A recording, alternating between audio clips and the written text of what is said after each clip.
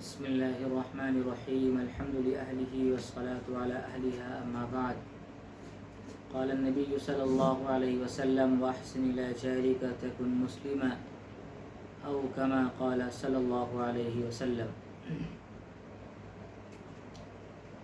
ابھی میں نے آپ کے سامنے نبی کریم صلی اللہ علیہ وسلم کی حدیث مبارکہ کا ایک ٹکڑا پڑھنے کی سعادت حاصل کی، اور اس کا ترجمہ یہ ہے کہ آپ اپنے پڑوسیوں کے ساتھ حسن سلوک کا معاملہ کیجئے تاکہ مسلم ہو جائے۔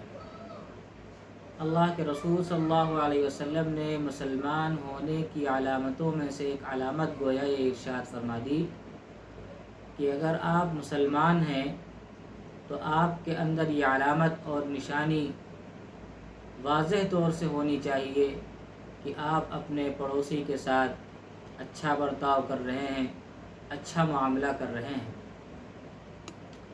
آج ہمارے اس دور میں اور نفسا نفسی کے معاملات میں اور نئی تہذیب کو لپیٹنے اور اوڑھنے کی وجہ سے پڑوسیوں کے حقوق، پڑوسیوں کے ساتھ جو برتاؤ کرنا ہے اس کے تئیں بے انتہا بے فکر ہے، لاپرواہ ہے۔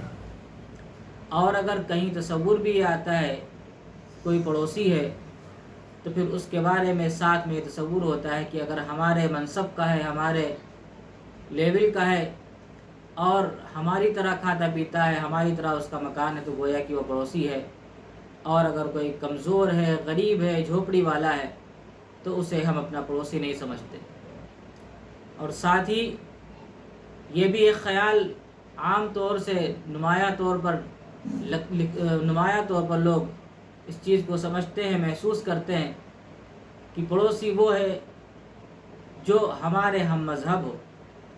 نبی کریم صلی اللہ علیہ وسلم کی اس حدیث میں واضح طور سے اور صاف طور سے یہ بات ہے کہ آپ کے پاس رہنے والا اور آپ کے ساتھ رہنے والا وہ پڑوسی ہے، اگرچہ وہ غریب ہے، اگرچہ وہ کمزور ہے، اگرچہ اس کے دسترخوان میں اتنی وسعت نہیں ہے، اگرچہ اس کے لباس میں وہ زیبائش نہیں ہے، وہ چمک اور دمک نہیں ہے، لیکن بہرحال وہ آپ کا پڑوسی ہے تو پڑوسی ہے۔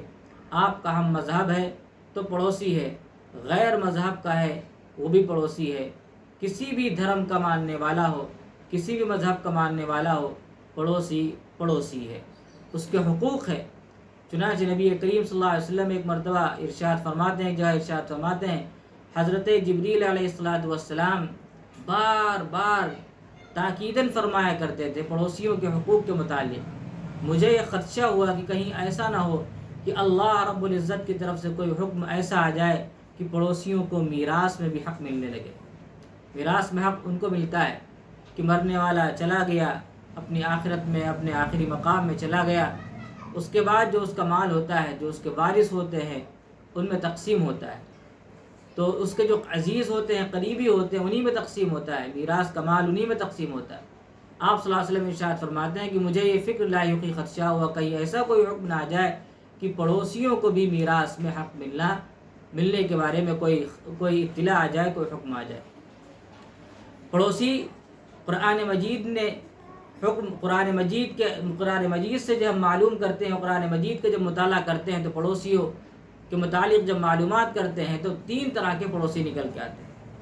ایک وہ پڑوسی جو بالکل پاس رہنے والا ہو، ہماری دیوار سے جس کی دیوار ملی ہو، ہمارے مکان سے جس کا مکان ملا ہوا ہو، ایک وہ پڑوسی ہے۔ لیکن پڑوسی وہ بھی ہے جس کا مکان تھوڑی دور پر، تھوڑے فاصلے پر ہو، وہ بھی پڑوسی ہے۔ اس کے علاوہ ایک اور قسم ہے، اور اسلامی تعلیمات پر، نبی کریم صلی اللہ علیہ وسلم کی تعلیمات پر اور آپ کے ارشادات پر قربان جائیے، کسی مذہب میں اور کسی بھی دین میں اتنی وسعت نہیں ہے اور اتنا ظرف نہیں ہے جتنا اسلام کے اندر ہے۔ تیسری قسم جو پڑوسیوں کی وہ یہ ہے کہ جو تھوڑی دیر کا بھی ساتھی ہو، ریل کے سفر میں آپ کا ساتھ ہو، ٹرین کے سفر میں آپ کے ساتھ میں ہو، جہاز کے سفر میں آپ کے ساتھ ہو، کہیں کوئی سامان لے رہے ہیں، لائن لگی ہوئی ہے، اس میں تھوڑی دیر کا اگر ساتھ ہو گیا، وہ بھی آپ کا پڑوسی ہے۔ اس کے حقوق کی رعایت کرنا، اس کے حقوق کا لحاظ کرنا، پاس کرنا اور اس کا خیال رکھنا ہماری ذمہ داری اور ہمارے اوپر فرض ہے، اور یہ ایک مسلمان ہونے کی حیثیت سے اور اخلاقی اعتبار سے بھی یہ ہماری ذمہ داری بنتی ہے کہ اس کے حقوق کو پامال نہ کیا جائے، اس کا خیال کیا جائے۔ اگر وہ پڑوسی دیوار سے ملا ہوا ہے، یا تھوڑی دور کا پڑوسی ہے، یا ٹرین میں سفر کرتے ہوئے پڑوسی بن گیا، یا بس میں سفر کرتے ہوئے پڑوسی بن گیا، مسجد میں گئے کوئی ایک اجنبی آدمی آ گیا تھوڑی دیر کے لیے نماز پڑھنے کے لیے، ہم اس کو جانتے نہیں ہیں، وہ بیٹھ گیا پاس میں، وہی پڑوسی ہے۔ اور اکابر کے واقعات پڑوسیوں کے حقوق کو محفوظ کرنے اور ان کے حقوق پر عمل کرنے میں کتابوں کی کتابیں بھری پڑی ہیں۔ حضرت مولانا مفتی عزیز الرحمان صاحب رحمۃ اللہ علیہ، جن کا فتویٰ آج چلتا ہے فتاوی دارالعلوم کے نام سے، ان کے فتوے ہیں جو ہر مسلمان اس فتوے کو دیکھتا ہے، اور کئی جلدوں میں ان کے فتاوے آج منظر عام پر آ گئے۔ جب وہ دارالعلوم میں پڑھانے کے لیے نکلتے تھے تو ان کے محلے میں چند بیوائیں رہتی تھیں، پہلے ان کے پاس جاتے، ان سے حال خیریت معلوم کرتے، اور ساتھ ہی ان کی ضروریات بھی معلوم کرتے۔ وہ اپنی ضروریات بتاتی، مجھے یہ چاہیے، مجھے وہ چاہیے، ضرورت کے سارے سامان اللہ کے دیتے پہلے، اور اس کے بعد درس میں جاتے۔ یہ ان کا معمول تھا۔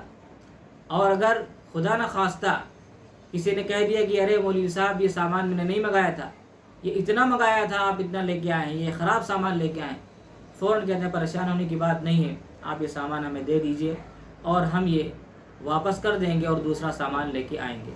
چنانچہ واپس کرتے تھے۔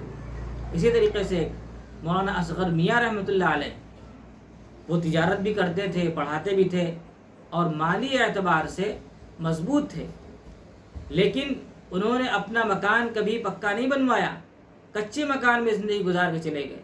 ہر بارش کے موسم میں کوئی کبھی برآمدے کی چھت ٹپکتی، کبھی جو ہے کمرے کی چھت ٹپکتی، اور بارش کے بعد چھت کو اور در و دیوار کو پھر سے صحیح کرنا پڑتا۔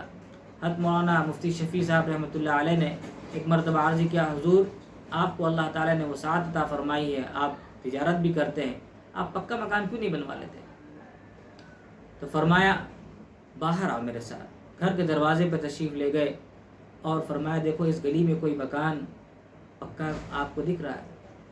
حضرت مفتی صاحب نے فرمایا کہ نہیں، اس میں کوئی پکا مکان نہیں دکھ رہا۔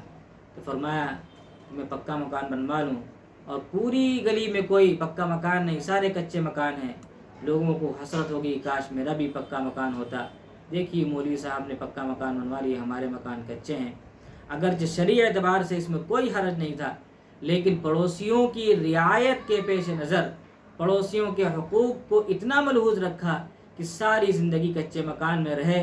حالانکہ وسعت تھی، پیسہ تھا ان کے پاس، لیکن اس کے باوجود انہوں نے کبھی پکا مکان نہیں بنوایا۔ انہی کا ایک واقعہ ہے کہ ایک مرتبہ چند حضرات ان کے یہاں تشریف لائے۔ آم کے زمانے میں آم کا موسم تھا، آم لوگوں نے کھایا، چوسا، اس کے بعد گٹھلیوں کو ایک صاحب لے کے باہر چلے کہ لوگ پھینک دیں۔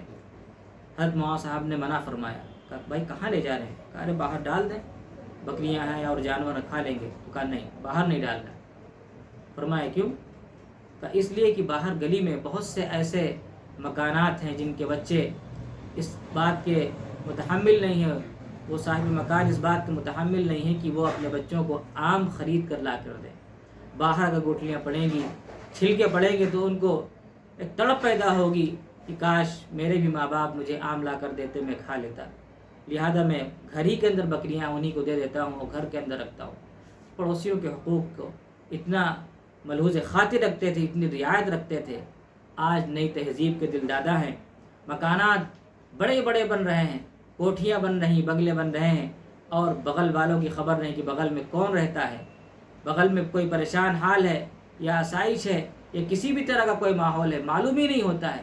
زمانے ہو جاتے ہیں، سالوں کے سال، مہینوں کے مہینے گزر جاتے ہیں، لیکن پڑوس میں کون رہتا ہے، کیا نام ہے، کیا مذہب ہے، کسی کو نہیں پتہ ہوتا۔